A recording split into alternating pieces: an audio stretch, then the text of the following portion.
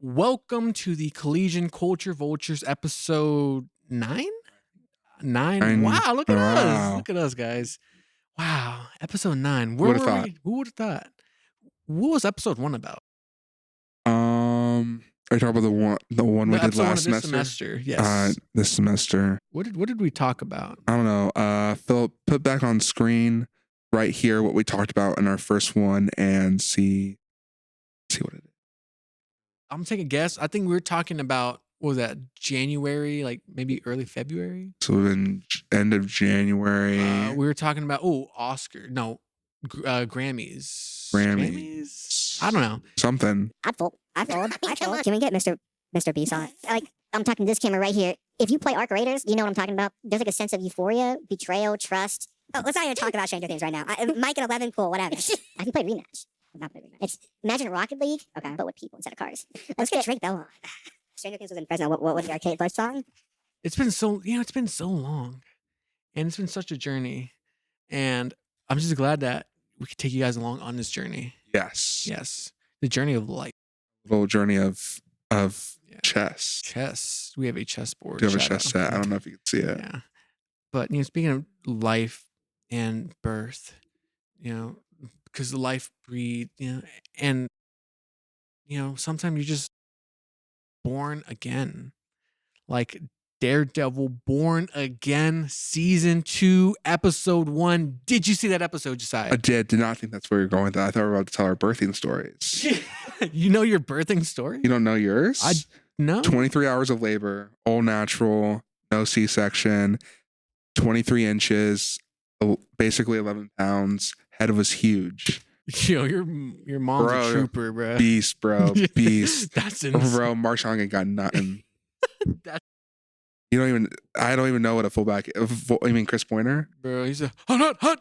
Basically. The doctor. Ready?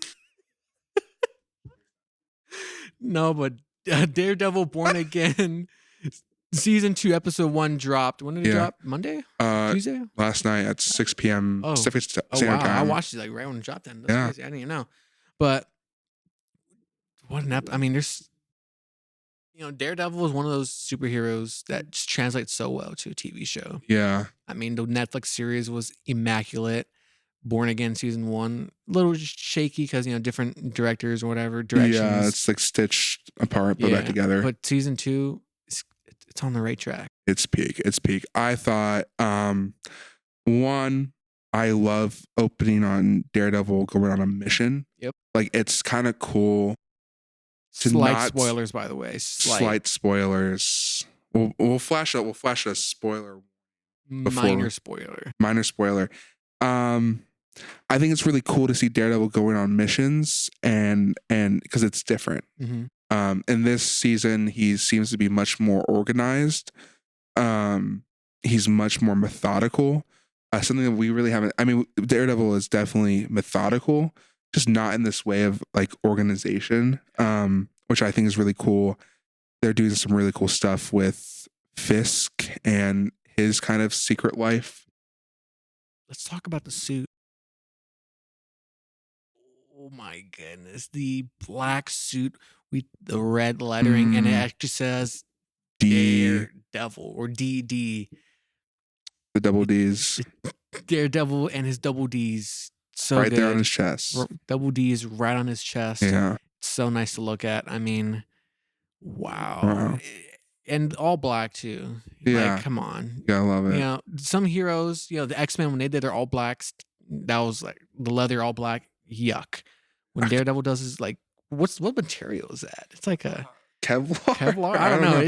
But it looks real interesting because it looks like it's been painted over because you can see like black or red. At least that's what I saw. Some red colorization come through.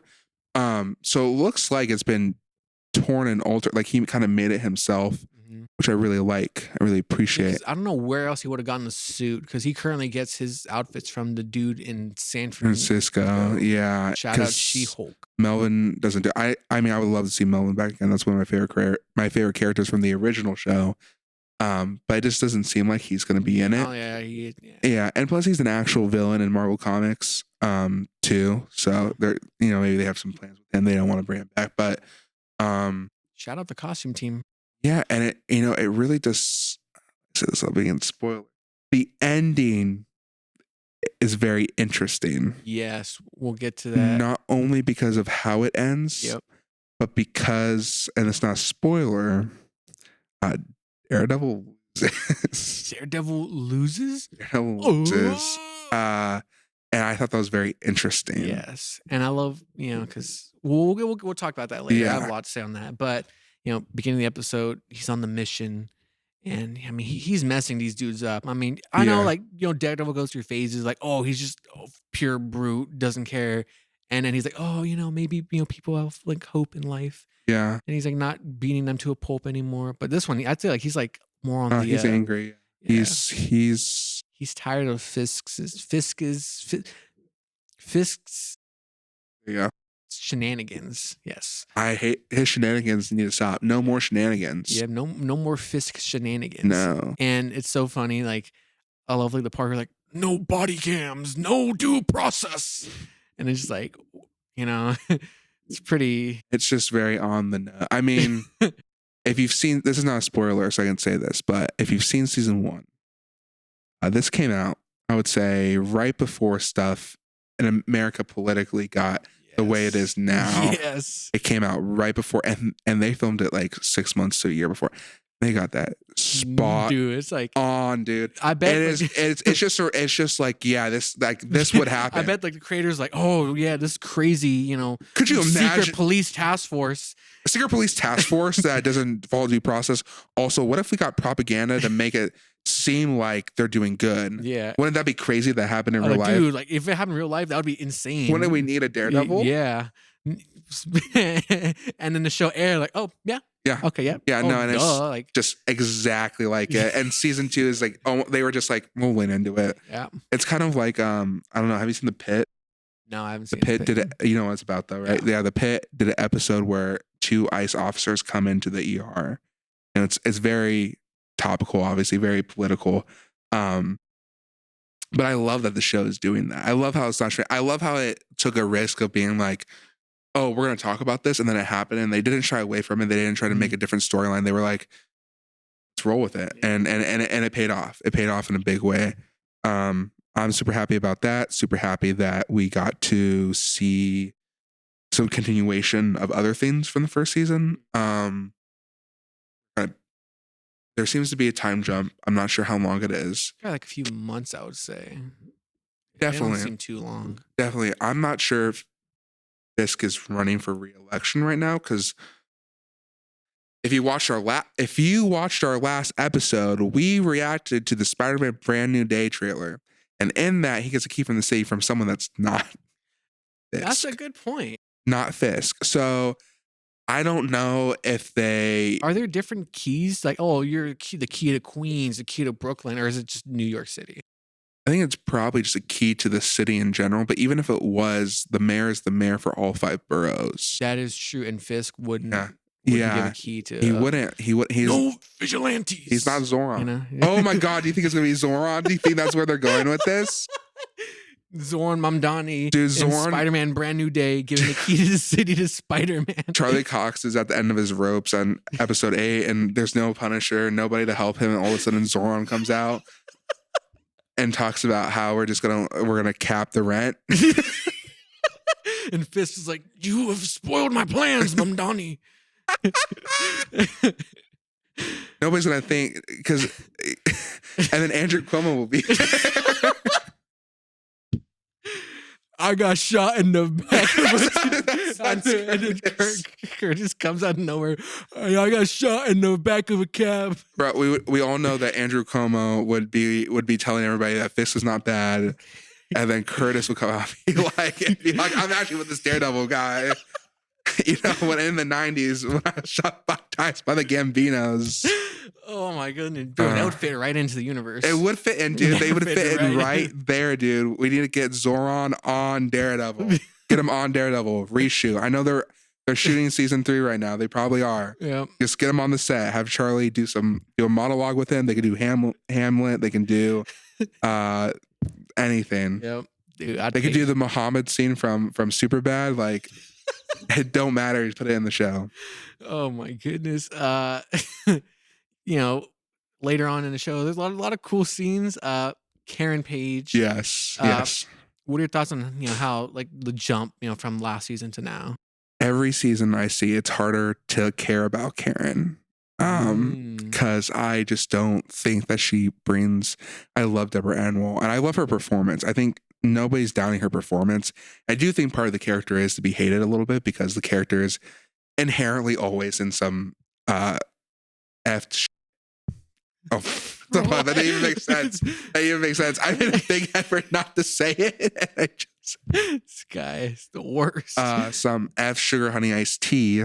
But yeah, it's just I'm a little confused as to what her role is because if she leaves I mean, I don't, I'm not a lawyer and I'm not a cop.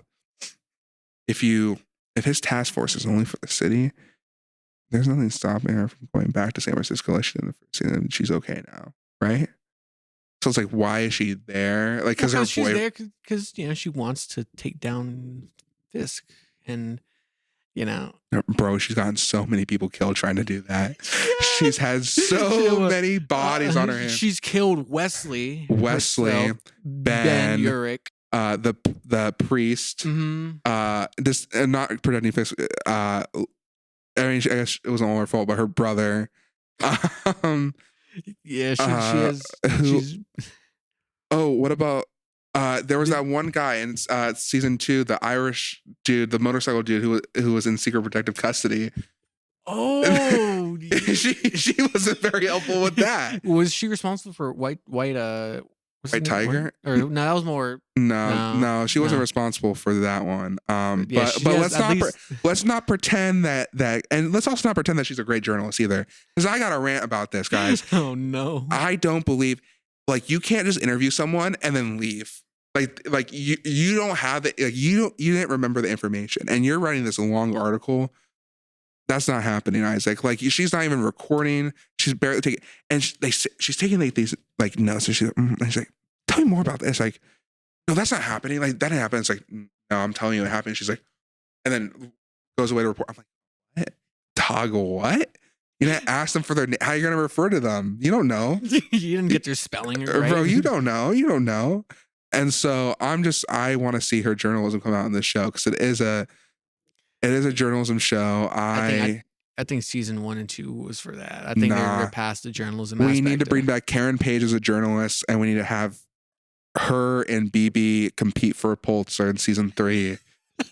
I need to see it. What are your thoughts on BB? I mean, BB sounds like somebody that would come to ACP.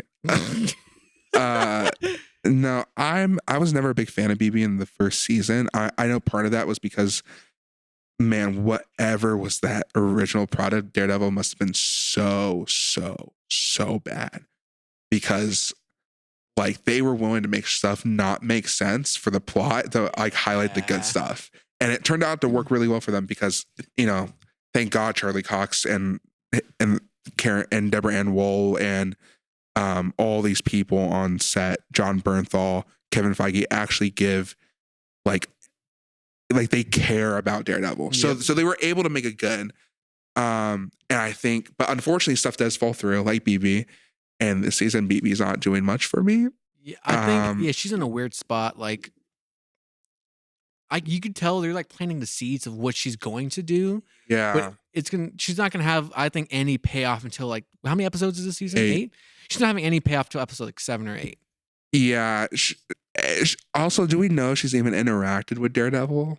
I don't think so. Because no, Ben Urich and Daredevil didn't interact a lot, but they did run in, and his work affected his work and vice versa. Yeah. That's why he's in the show. I just don't know, and I understand Fisk's work is affecting her, and I am not someone that thinks if it's not about Daredevil, then it shouldn't be in the show because Daredevil is not even the most interesting. Might not even be the most interesting character in the whole show, so why give it all to him? But I will say, I think journalism-wise, it's much more compelling for a journalist to be working with a vigilante than them taking down a big corporation because that's what we do in real life. And I can see that in a couple of different places. I don't get to really see a journalist interacting with somebody whose power is being blind and hitting people with sticks. So I would really enjoy her to interact more, like their work to line up. I think, but she is in a weird space, character wise, with the way they left her off.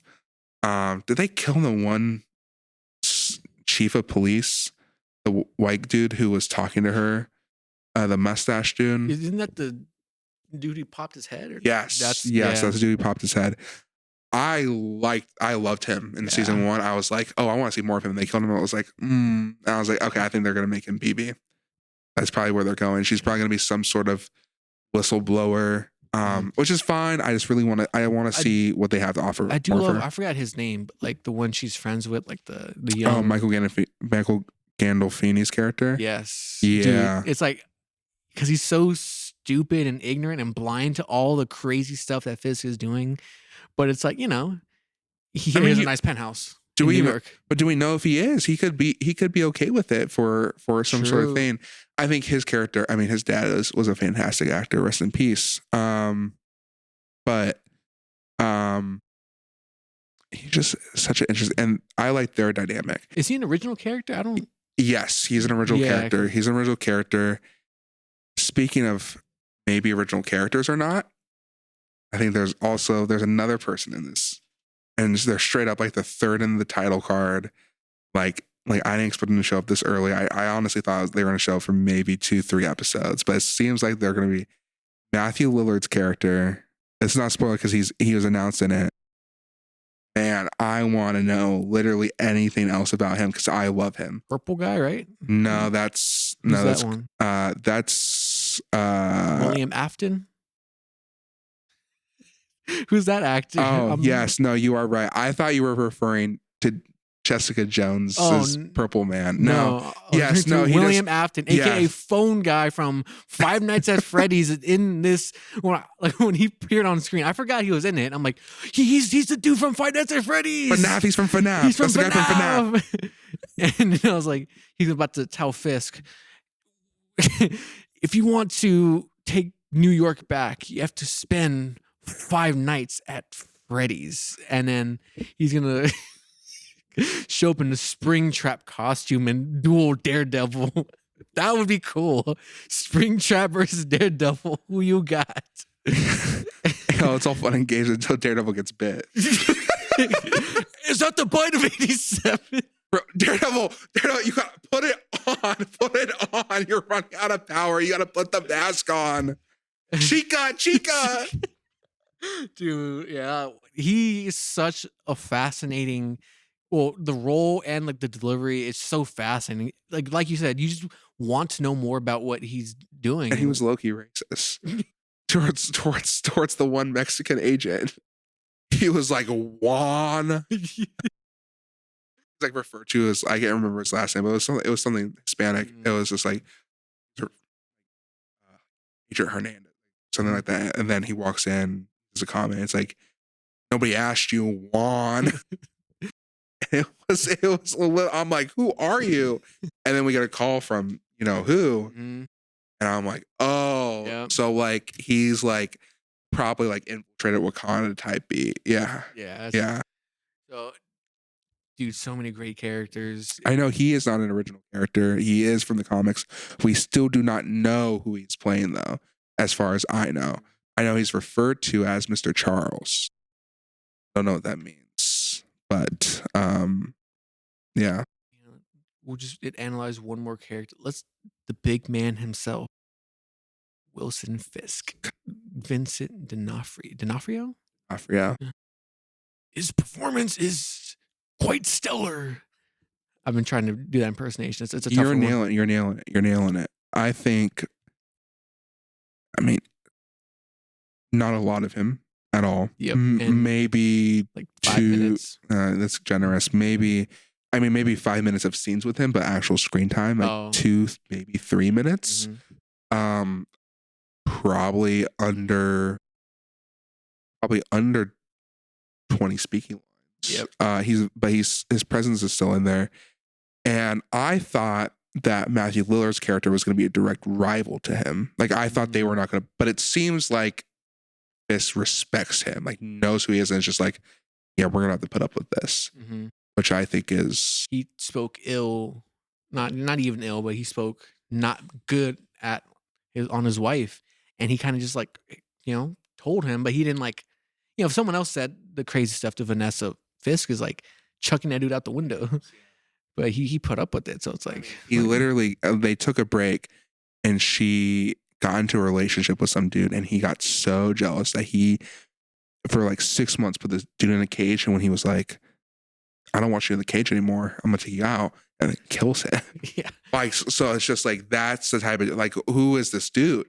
I really want to know. Yeah. And part of me thought that was it the broker from Captain America and the Winter Soldier? Oh yeah, what's her face? Sharon Carter. And the whole theory was that she was actually the broker the whole time. I think that this dude is that dude. I think we're gonna bring that storyline back. Because we know there's a season 3. And apparently also Michael Gannett apparently he's not gonna be in season 3. That's what I've heard. I don't know if that rumor is true or not. I'm considering how his story arc is gonna end in the show. Again, he was also not in it very much at all. He was in 2 scenes, I think. And he'll be in more. There's 8 episodes. Like, I'm not saying like these characters are not gonna be big characters. Like, they're just, it's very focused on establishing the world. This first episode. But I'm really interested to see where Fisk is gonna end up. I don't know about you. What'd you think of his thing? Dude, every time he's on screen, eyes are glued. His performance, his cadence, everything about him is just, he embodies like the character in like a realistic setting. I love the one from the Spider-Verse films. I even love the one in the Ben Affleck film. But, what's his name? Guy from Green Mile. Yes. Great. Duncan. Is it Duncan or Douglas? I don't know, but great Kingpin. Michael Duncan. But D'Onofrio's Kingpin, he rocks it. Yeah. And he's intimidating, but he's also methodical. He has that, he has that. You need to have like that little, behind your eyes, that psycho behind your eyes. Yeah. And real quick, we'll wrap up Daredevil speaking soon, but we're gonna have a minute-long discussion about the ending. So we're gonna put spoilers up. We're letting down the barriers for a minute long. So if you even watched it yet, you could tap the screen like. Also, there's no way what we were saying was definitely spoilers. So if you watched it, not too many spoilers. Not too many, but if you watch this far, then. But yes, there will be. We will be spoiling it right now. Yeah, bro. When Lightning McQueen showed up, I thought that was insane. No, when just seeing like I thought it was Punisher. I'm like, oh, Punisher's coming to save the day, and then it's Bullseye. No, as soon as I saw the bullets go in, like I was like, oh, that's Bullseye. I was like, I like the Punisher. He does not shoot that one. Dude, that was like, I was baffled. Why? Why do you think? You think he's after Fisk? He's got to be. He's got to want something. He's not the type of person to do whatever. Wilson Bethel came out recently though, and it's something just interesting. He said that he wants a Bullseye special, kind of like how Punishers has a special coming out, which allegedly seems like to be the 9th episode of Daredevil because it comes out May 12th, a week after the show ends. It literally says on the thing they rolled on Instagram, like episode 8 and 12, which I think is interesting. Anyways, I don't know. I really don't know because he's obviously wants something. I thought it was insane how he did the little knife thing. Yeah. And I just love how, we brought up earlier, but like Daredevil loses, but in the way he loses, it makes sense, because the dude's having a heart attack and he's worried for his homie. He's worried for his friend. And, it, elapsed in judgment, and then he gets whooped on by like 5 agents. And at first I'm like, okay, how is he getting out of this? I thought maybe Jessica Jones is going to come out of nowhere and actually going to bullets. So he gets demasked, and they and they know who he is. Yeah. Like, it's not like who's this, and it's like, that's Matthew Murdock. Yeah, like that's like they were like, oh my god.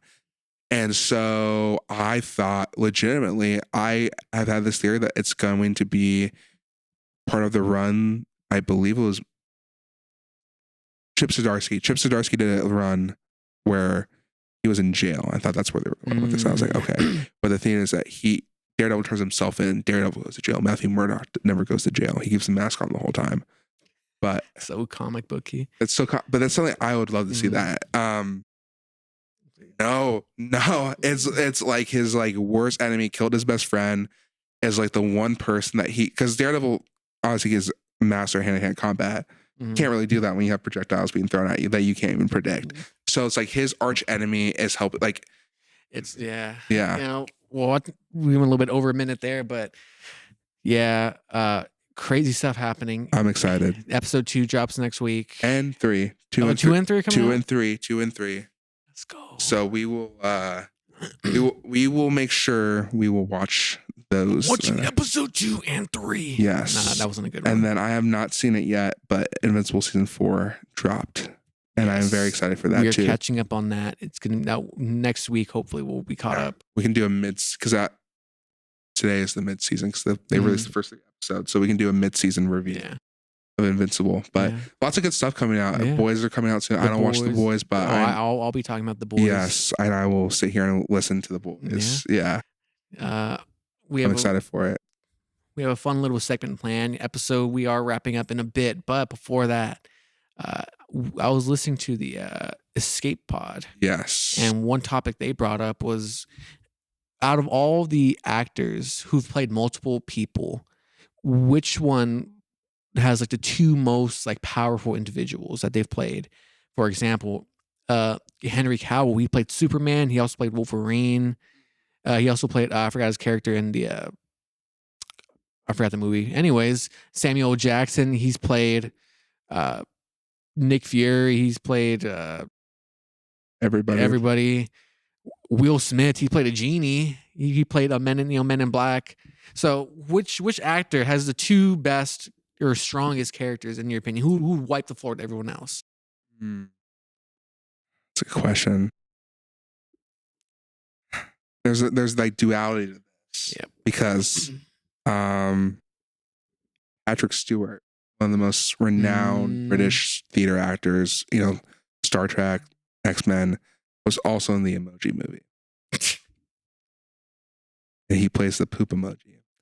And if that doesn't tell you the duality between Professor X and the poop emoji, man, I don't know who has a stronger catalog. I mean, the same thing with anybody in that movie. Oh my God. Who's the one guy that was popular in like the late 2010s that was in Deadpool? He's the one that got the Emoji Movie made. Oh, the dude with the glasses. And the long hair. I forgot his name. Yeah, I forgot his name. Man, he's got some really interesting role. Who else has some interesting? Josh Gad plays a lawyer in a movie called Marshall about Thurgood Marshall, and then also plays Olaf. Who else? I just imagine, like Kobe Bryant. He's been in a couple roles. I just imagine Robert Downey Jr. being Iron Man and Sherlock, like that brain powers. Doctor Strange and Sherlock would Cumberbatch. That would be a good one too. Low key, Sherlock, give him some prep time with Doctor Strange, bro. They doing some damage. Charlie Cox. I can't remember his character name, but in The Theory of Everything about Stephen Hawking, this is the point where his wife is taking care of him and she's not feeling the love and intimacy that she needs. And so she goes to church and she meets the piano teacher. They fall in love. Hawking gives her the blessing to kind of like distance herself from. Anyways, Charlie Cox is that dude. So I also think that's a very interesting dynamic, Daredevil and the Mistress guy. Who else? There's obviously Chris Evans as the dude from Snowpiercer, Yeah. Like everyone his iconic role in Snowpiercer. Yeah. Matthew McConaughey in Dallas Buyers Club, and then anything else he's in is insane. As Interstellar.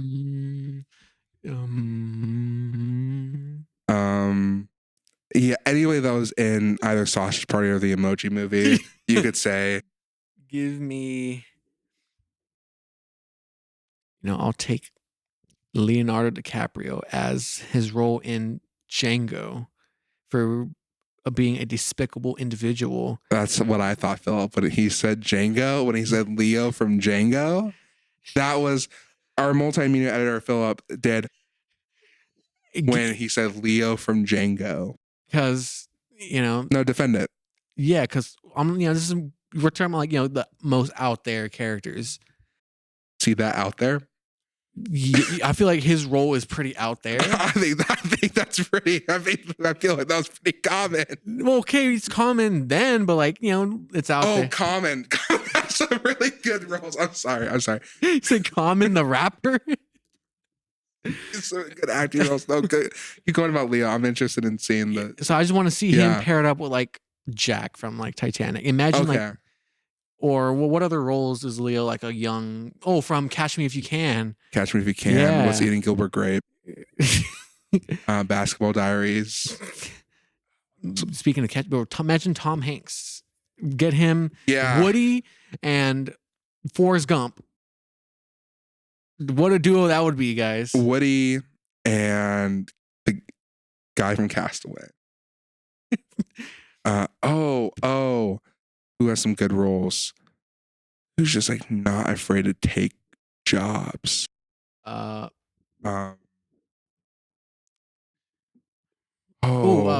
What's his face? You had the profile picture in the Christoph Waltz. That would be a good one. Dude, Christoph Waltz in literally everything. Yes. Just different characters. He's in 8 things. Yep. Which 2 characters would you pick of his? I would obviously pick his character from Glorious Bastard. Oh, but I can't choose Leo from Django. No. Who's more despicable? I mean, they're both horrible people. I think that's pretty close. Yeah, Leo is the slave owner. Oh, Leo is trying to. One of them is hunting a specific group of people. Not in that movie. In that movie, he's just hunting the French girl. Philip, you can back me up on this. I know you've seen it, right? He doesn't do one bad thing to anybody else. He's known as the hunter of those people. So it's. What do you got, Philip? Josh Brolin. Oh, yeah, Sicario and then Thanos. Give me Oscar Isaac as Moon Knight and Poe from Star Wars. Give me. Is it Poe? No. Right? Yeah. Poe. They fly now. That would go hard. Was it Ke Kwan? Is that how you say his name? Ke Kwan. And the Goonies and in Loki. Give me Josh Brolin as Thanos and the guy from Goonies. That's who I want. That's my pick. You're so right with Josh Brolin. Josh Brolin from the Goonies and also Thanos. Give me Rango and Jack Sparrow. What a duo that would be. I'd pay to see that movie. You wouldn't. You're telling me you wouldn't pay to see Professor X and the Poop Emoji go at it and have this. Oh wait, no, Hugh Jackman and any musical and then Wolverine. Oh, okay. That's so insane that he's just that. And he's actually a beloved figure in musical theater. Yeah. He's well known. It's not like he enjoys it. He does. Oh, wait. Lin-Manuel Miranda and he was in House for 4 episodes and then he did Hamilton. Give me Walter White and whatever Malcolm's dad was in Malcolm and Middle, whatever his name was. Was it? Yeah. I forgot his name. Give me the Airbud and then the dog from Full House. Is it the same dog? I think so. I think that dog ended up working on one of the Airbud movies. Yes. Give me LeBron James in Space Jam.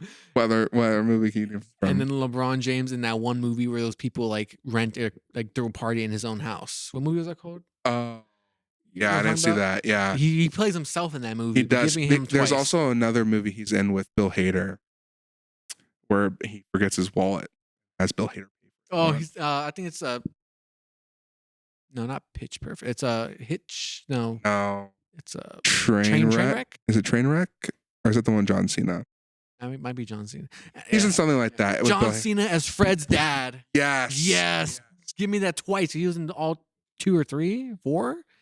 He wasn't. Give me that. Give me We just turned to just naming actors and 2 roles that they've been in. Give me Ronald Reagan in all of his movies, and then also him as president. Give me Dennis Quaid as Ronald Reagan and Bethany Hamilton's dad. I think we've named enough actors. Any final thoughts before we end this episode? It's been just Daredevil and random actors, I guess. I had a lot of fun today. I feel like this is kind of needed. This podcast we needed one of just to like talk about nothing. Yeah, because 30, 40 minutes. Yeah. Should we do something to annoy Philip so he has to edit stuff in? That'd be cool. Yes. Philip, right here, put how many Oscar things I got right. Right here, put my Instagram handle. And then put right here the number I got wrong. And then put both of them together. I'm going to my hands. Rainbow. Gross. Put a light bulb above his head because his ideas are just he's on. Yes, here I'm gonna name off 3 ideas right now for innovations, and Philip will have to edit those in. Yeah. A chess board. Okay. But instead of it being open like a square, it's actually a closed cube. Oh, so it's like no, you can't play it. Like all the pieces are inside. You shake it and you guess what move it is. Ooh, okay. Light bulb. Speaking of shaking things, I'll do the sound effects. Speaking of shaking things, I would love to get, you know how like love salt and pepper, like, but I feel like I hate refilling it. Yeah. Like I feel like I should never have to refill it. So how about instead of that, we just make it so you can't buy stuff and you upcharge for the small things, and so then we put them in stores, and so that way we can take the salt and pepper market and just kind of run away with it. Yeah, because we're gonna be the ones selling that it. Big light bulb. It's a big one. Now here's my third idea. We buy all of the PS5s. Okay. We hoard them. Yep. We wait 25 years. Then we crash the PS8 market.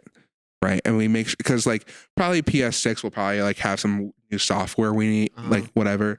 We'll crash that software. So the only thing left is PS5, and nobody has a PS5 anymore because they all gave it away when, you know, when they were buying the 8 because they were like, you know, I still got it. You know, I was able to afford my 7, but you know, whatever, you know, they gave it away when the 8 came out. We crashed the 8. We're in a corner of the market. Yeah. We're in a corner of the market, and we'll sell the PS5s. Now we might be down a couple grand for a couple decades, but I know Philip, his family got us for the next 2.5 decades. Yep. We're gonna be living in their house. Yep. We're gonna become one of the Phillips's families. One of the Lees.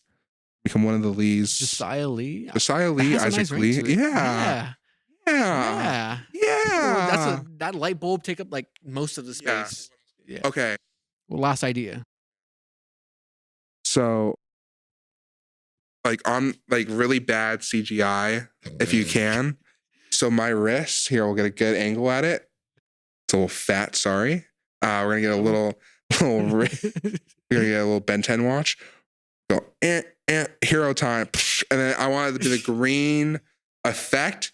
I'll do the animation on me, and so right now, let's pick an alien. Fuck it, freaking Wrath. Put Wrath right here. Whoa, Wrath! Let me tell you something. Yeah, let's do that one. Yeah. Do you want to have anything to edit in? Maybe edit me so I'm like a Minecraft character. But like from the Minecraft music videos back in the day, you know, like the 3D, like the... Yes. Yeah. Yeah. Phil, can you do any of this? How much of the stuff can you like feasibly do? Like percentage wise? Not that you're actually going to do it, but like if you could, if you had to, you could. Hey, 6'7". He said 6'7". Can you do the Ben 10 thing? All right. Well, thank you guys for joining. It's been a blast. A nice, fun, light episode. Yes. If you weren't a fan of Daredevil, sucks to suck. You should watch it. It's really fun. Thanks for clicking on us. Yeah. Giving us. We already have your review. You might as well stay. I appreciate you guys. Hope you have a great morning, afternoon, day, evening, night, noon, dusk, dawn. great Tuesday night at 6 p.m. Pacific Standard Yeah. week. Yeah. All right. Thank you guys.